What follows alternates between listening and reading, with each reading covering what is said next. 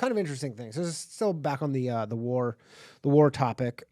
In Washington D.C., I think it was 2 days ago, there was a peace activists held a rally. There were the Ukrainian peace activists. This is one of the funnier things I've seen in my life because they were peace activists who were advocating for this no-fly zone. There was a bunch of them. They were advocating for no-fly zone, and they were essentially peace activists for war, which you think they would be peace activists for peace, but no, they were peace activists for war. They said, look, we're peace activists.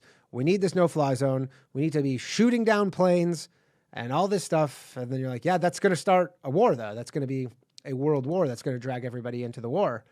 You are literally peace activists for war. And now I get it. If I was in Ukraine and you're fucking getting killed in Ukraine, I would also be advocating for this no-fly zone. I don't give a shit that I would love America to be involved in this specifically on my side.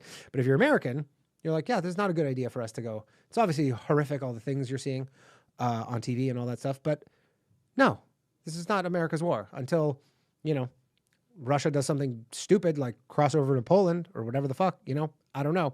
But for the time being, watching peace activists literally call for war I was like, what the fuck is going on? And then not only that, there was a couple questionable flags flying at this rally in Washington, D.C., specifically these far-right neo-Nazi groups. So I will tell you one thing. Remember at the Ottawa trucker convoy when there was like a Confederate flag and there was a Nazi flag at one point, and then everybody goes, they're all Nazis. All of them. This is a Nazi event. Well, guess what?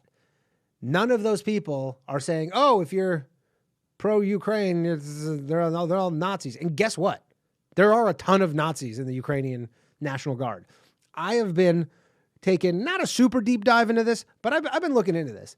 I know Putin's pretext for this whole invasion was he goes, it's the denazification. And I think he's saying that because he's like, this will be my reason.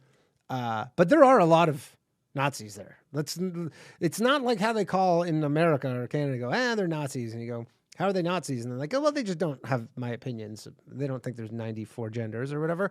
These are real neo-Nazis with neo-Nazi like flags and imagery and badges on their military outfit. Like, it's imagine like the equivalent of like an American soldier who just has like a fucking swastika or whatever the fuck on their shit. So they do have, there's way more Nazis in the Ukrainian army than I originally thought. I